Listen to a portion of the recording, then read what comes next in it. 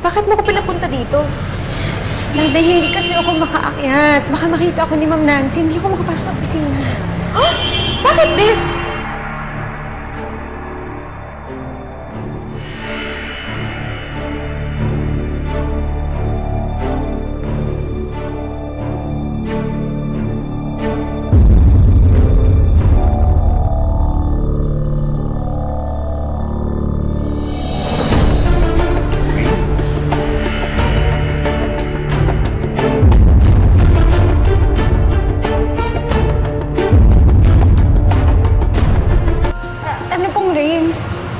Pasensya na po, sir, pero hindi po rin ang pangalan ko. Des po ang pangalan ko. Hindi.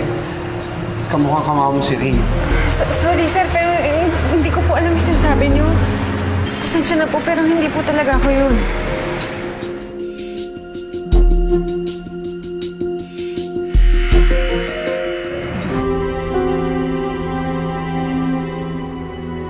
Pare, nakita mo yung dalawang babae, yung isa medyo mestiza, maganda? Wala eh. Wala. Pasensya na.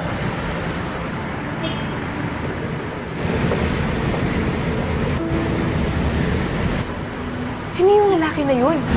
Bakit mo hinahanap? At bakit rin yung tawag niya sa'yo?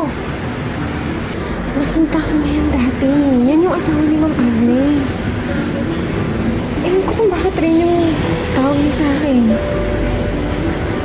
Hindi ko alam. Basta kinakabahan ako sa taong yan. Nakakatakot siya. Tara, pumasok na tayo. Baka makita po tayo.